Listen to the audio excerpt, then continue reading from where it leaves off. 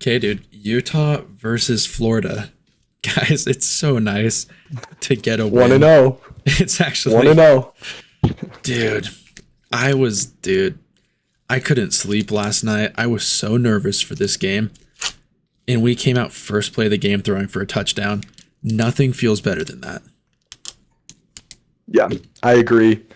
Just way better than I could have predicted. If you would have told me 24-11 this morning, I would have taken that in a heartbeat.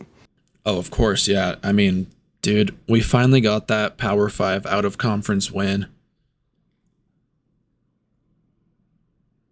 I know it was awesome to kind of get that off our chest, and now we gotta go to Baylor next week and get that road win as well. Yeah. Exactly. Landon, What? let's move to the stats and let's Yeah. talk about that a little bit. What sticks out to you guys? What sticks out to you, Connor? Well, I think obviously the rushing yards. Yeah. Coming into this game, Montrell Johnson, ETN, both standout backs. I think quietly, in my opinion, they have a top 10 room in the nation, just in my opinion.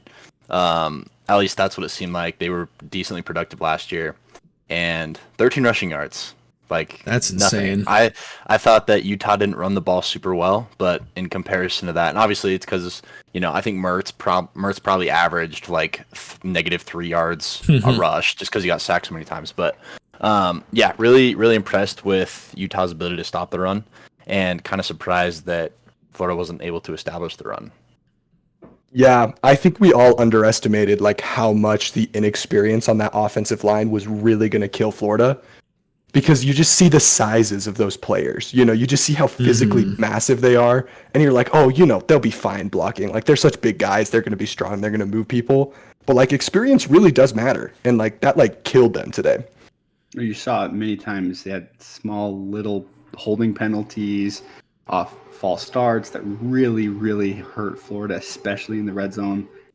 It was not a well-coached offensive line today. Obviously, again, I think every single person on Florida's offensive line tonight, like, was their first start of Yeah. their career. So that really does hurt them. You really saw it throughout the game.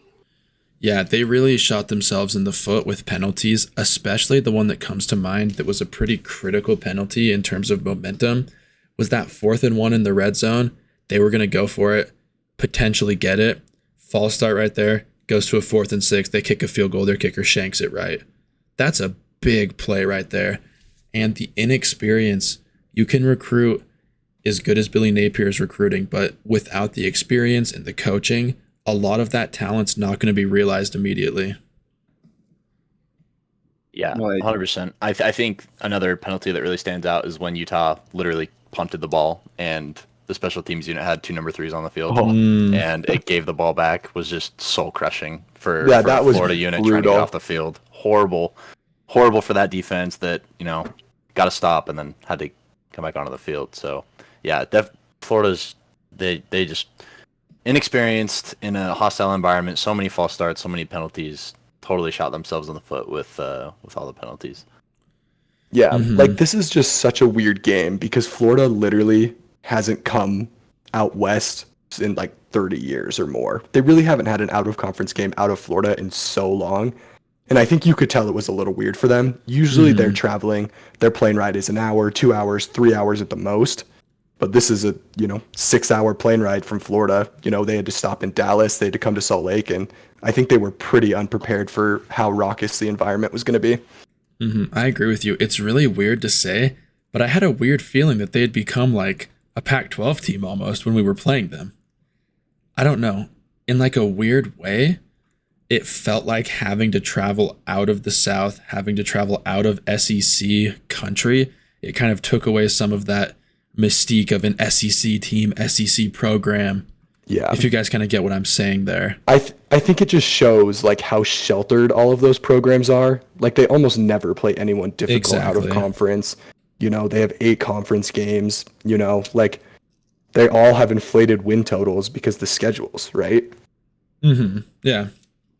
Well, you saw that SEC powerhouse on the edges with their speed is like once you get out of that front seven, they were fast. That really kind of hurt Utah, especially in the rushing and passing game this on their defensive side. But when it came down to it, Utah just had enough grit, had enough force on the line of scrimmages to really kind of make it difficult for Florida. And you see it in the rushing yards for Florida. It is crazy. We're probably going to talk about it so much, but it is insane for them to average 0.6 yards per carry. Unbelievable. It's especially like Connor talked about with those two premier backs in the backfield and a big, presumably very well talented offensive line. It just wasn't expected whatsoever. Yeah. So let's talk about what maybe was one of the key. Well, it was the key thing coming into the game, which is the quarterbacks. Graham Mertz throwing for 333 yards was very unexpected for me. I thought they would be way more run heavy. Utah passed for 165 yards. I mean, a lot of that was that very first play, 70-yard strike to Money Parks, which was incredible. What did you guys think of the quarterback situation today? That was really interesting because they had to lean on the quarterback, which was very strange. We took the runaway in the first quarter, to be completely honest. They couldn't move the ball on the ground, and that forced them to pass. And they actually did something really interesting in that second half when their offense started rolling a little bit more. They took a tight end out or took an extra wide receiver out, and they just played with more linemen because they needed time to pass. The pass rush was getting home constantly. So I think that's something that was really interesting in the passing game, I think. And it was a lot of quick slants, screen passes that allowed their athletic, quick receivers and skill position players to make a play. And sometimes it was effective, sometimes it wasn't. Just shout out to Utah's DBs and middle linebackers. They really held their own when it came down to it because they tackled probably the best we've seen them in the start of season in a very long time. Yeah. Connor, what did you think about the split between Bryson Barnes and Nate Johnson? Well, I think when the game started and they started, switching out, not even every drive, on drives, every play, I was a little worried just because quarterbacks tend to need that flow state that they get in when they're driving their team down the field. So I was a little worried that, Witt may have made them a little bit more one-dimensional, and maybe that's what caused them to lose their rhythm a little bit in the second half. We don't really know, but I like the approach. Once we got up a little bit in points, I really enjoyed Nate Johnson. I think that obviously he had some miscues early in the game, but and late in the game too. But I think it was important for him to get real snaps in against a real team in a real game. Just because I think he's the future at Utah, in my opinion, or one of the futures that we have at our disposal. And for him to get in-game snaps and for him to score and for him to play as well as he did, I thought was really impressive. And huge shout out to Barnes too. I totally underestimated him coming into this game, coming off that Penn State Rose Bowl loss. I was really down on him. Didn't think he was going to do anything. And he really surpassed my expectations. So I thought both of them did a great job with the situation they were handed. I agree with you 100%. It was really weird because I do see a little bit of that, they didn't get into the flow because we were switching them out a little bit. I think that was a little bit of a factor in only our 270 yards, but it was so strange because I feel like we got nearly all of our 105 rushing yards when Johnson was in the game, and we got nearly all of our 165 passing yards when Bryson was in the game. It's like Bryson went in, we couldn't run the ball. Nate went in, we couldn't pass the ball, which, ideally you'd have Rising where you could do both. But I just thought that was interesting. Yeah, I mean, I think that Nate didn't have very many chances to show off the passing. If I remember correctly, he only had one pass play that had a couple short routes, like a 5-yarder he went for. Then that one screen play on 3rd and long. And then he had the one play as well that he ran in for a touchdown that I think had a pass option with it. I don't know. I'd like to see what Nate can do in the passing game a little bit more, especially if we're able to get up a couple scores. Because he did have that one attempted pass where the ball slipped out of his hands and it almost was a turnover. But, I mean, there's a big difference between almost a turnover and actually turning the ball over. So he was able to recover that, which is awesome. I'd really like to see if Nate can develop that passing ability because he was so dynamic running like we all knew he was. he was such a problem. Even for a fast Florida SEC defense, he was still burning them on the edge with speed. Imagine translating that to a team with less talent and worse athletes, like a team like Baylor or a lot of the Pac teams we're going to be playing. Dude, he is going to be a problem if we can learn to use him correctly. I really liked how both Bryson Barnes and Nate Johnson protected the ball today. I think that was like one of my biggest keys. If Utah lost the turnover battle, they're going to lose this game. It was simple as that to me. And Utah, with that one interception, they were able to win that turnover battle. Yeah, so let's move on to the keys of the game if we're going into this right now. Let's do it. Yeah.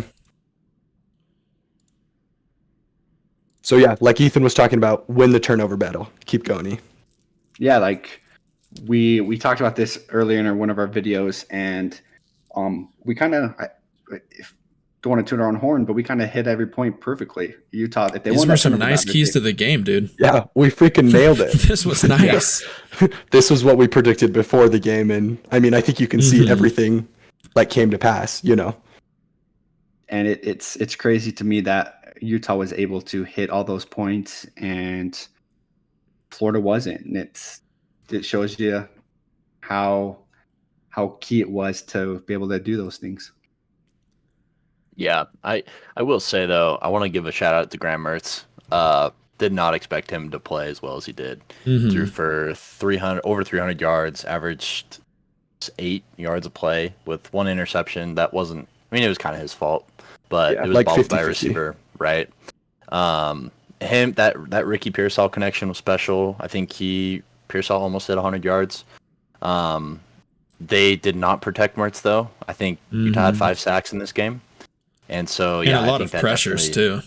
Absolutely, yeah. They made Mertz uncomfortable with, which I think ultimately led to the Florida offense kind of sputtering out towards the end of things.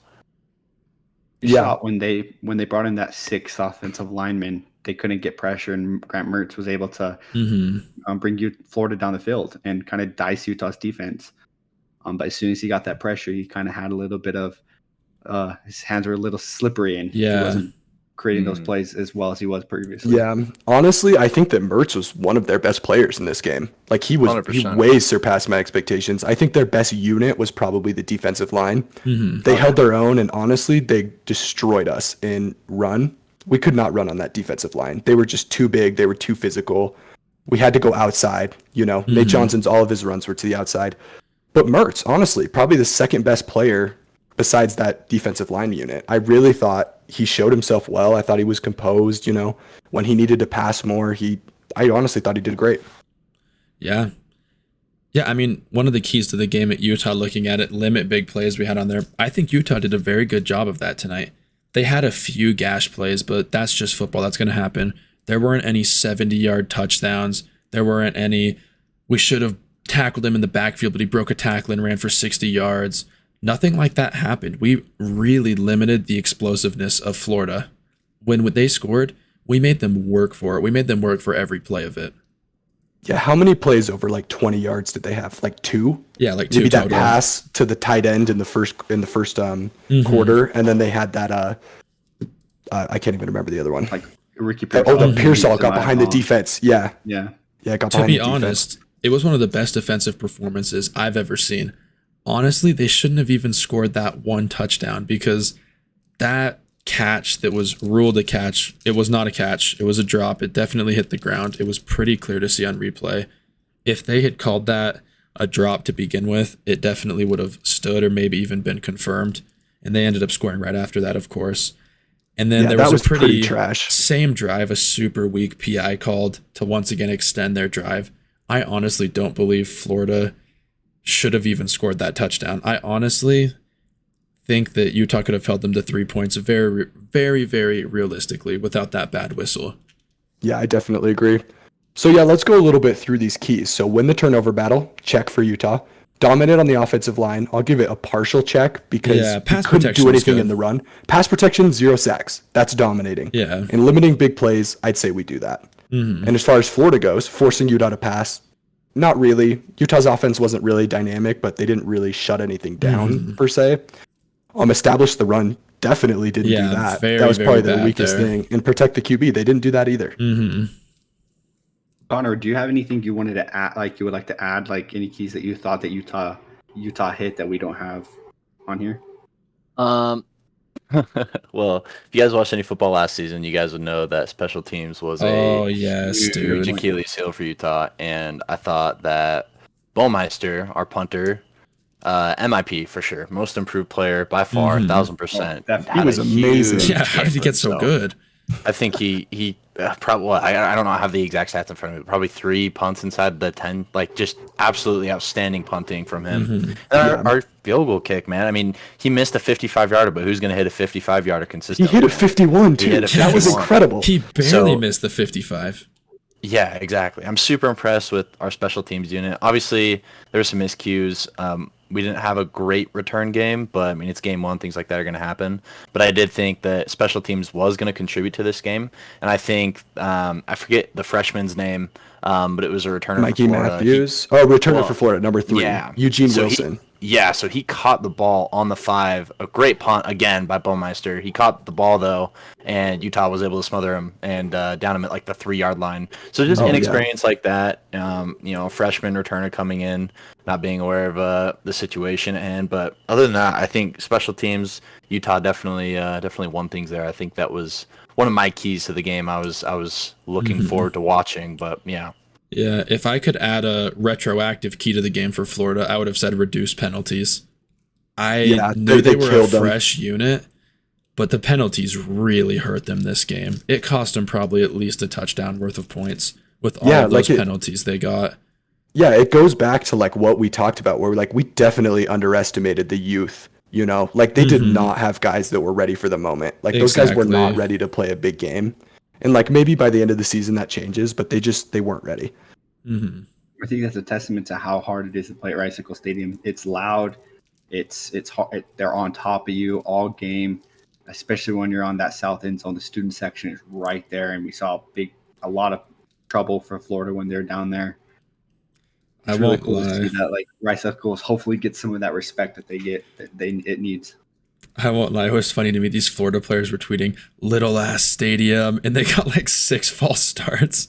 Yeah, it's like literally because of the sound. So ironic. It's like that, and you had a delay of game too. Just you're making all of the classic errors of like. And it was a delay of game by like 5 seconds, and no one even realized. Didn't even realize. It was so far behind. I don't know. It's just let's move on to the comical.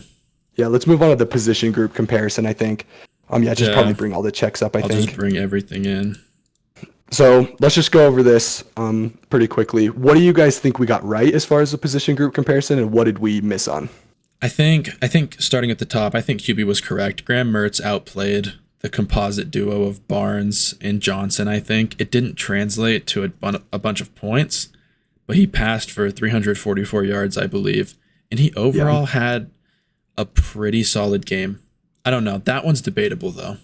Yeah, running backs for me, I would just give it right in the middle. I don't think anyone's running backs played good. Like, where the hell was Jaquinta Jackson? Like, he barely even played this game. Like, he did nothing. Bernard was pretty good, but I don't think any of the running backs really showed very well, which is pretty surprising because I think we were coming into the game expecting that to be, like, pretty much what happened is the running backs taking over. So I would give that to neither. Yeah. Pass catchers. Does anyone have thoughts on pass catchers? We ranked Utah's better than Florida's. What do we think after this game?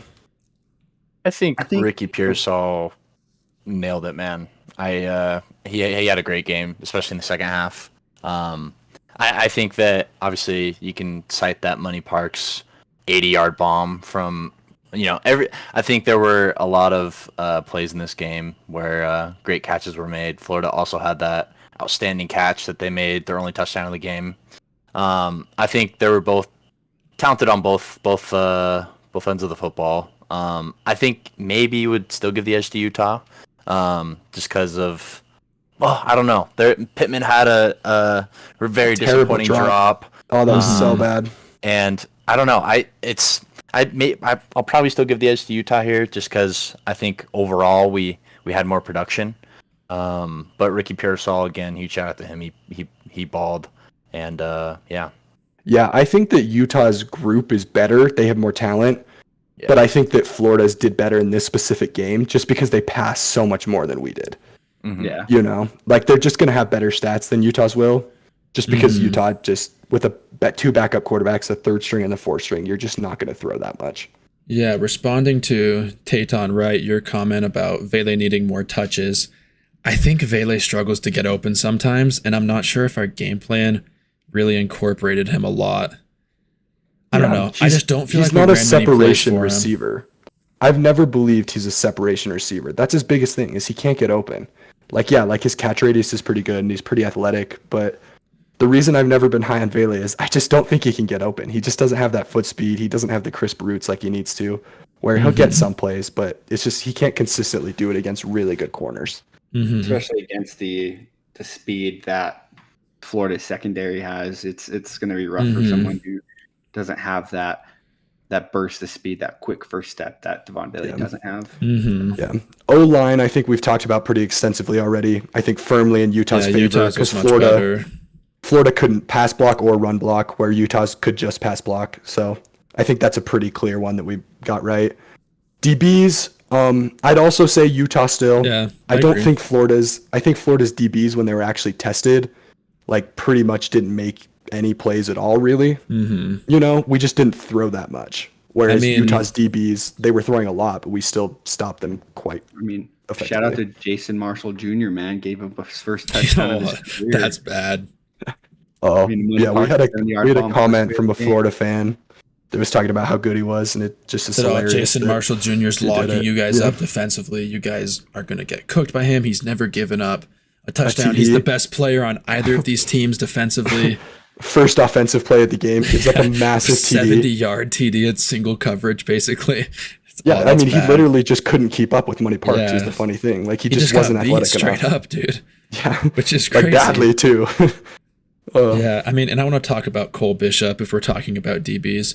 I thought Leonard Barton was going to be the best player on defense. Cole Bishop is him. That dude is so good, and I'm early predicting Pac-12 Defensive Player of the Year. The way he's hitting right now and just his feel for the game is so elite. It reminds me of just the Utah greats we've had in the past, like the Jalen Johnsons. Just, he's him. Cole Bishop has arrived. Yeah. That safety duo of Sione Vaki and Cole Bishop, Kyle Whittingham said throughout fall camp that he'll take those two over any safety duo in the country. And if this game is any indicator on why, he's not wrong so far. Sione Vaki in coverage was awesome. Yeah. When he was on Ricky Pearsall, he gave Ricky Pearsall locked him up, dude. Trouble. And I think Sione Vaki, he reminds me a lot of like a Marquise Blair type. He hits so violently. And then Cole Bishop is just everywhere. The dude, I think he had like probably total of 10 tackles tonight. And I loved it. And I think it's something where he came into the game, had an excellent game, kind of bust up his knee a little bit, hurt his knee or his ankle, come back into the game, and still is a dynamic force and still was a force to be reckoned with. And it was awesome to see from Cole Bishop. Okay, let's move on to the front seven. What do you think about the front seven matchup, Connor?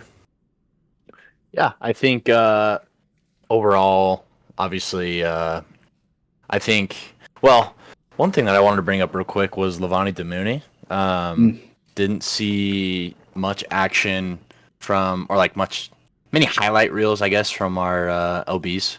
I think Reed got hurt, but obviously held Florida to under 20 rushing yards, so did a great job. But yeah, front seven, was great pressure packages. 5 sacks was obviously putting pressure on Mertz. So yeah, I think Utah takes that one by a pretty good landslide there. Yeah, Damuni was a little disappointing to me.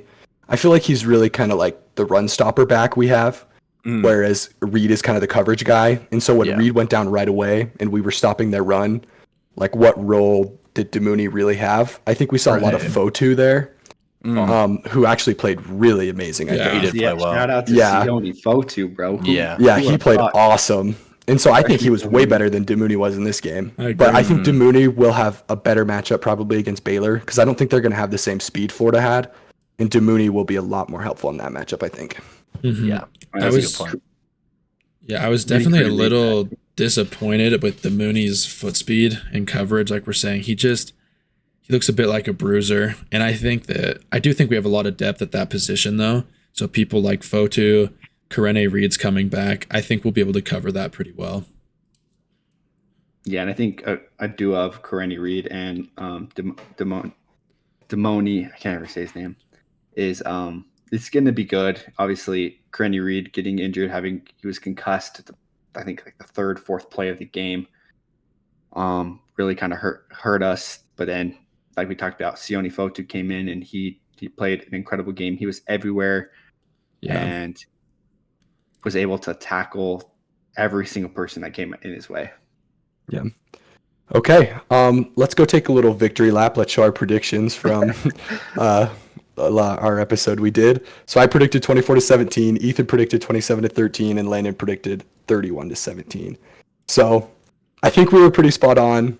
I think we saw the matchup pretty clearly what it would be, where Utah would probably be at a talent advantage as far as an experience advantage as far as everywhere but the quarterback. The big question was just Rising.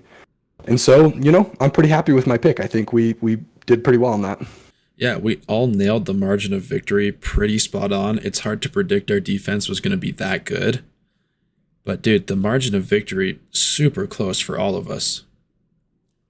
Yep.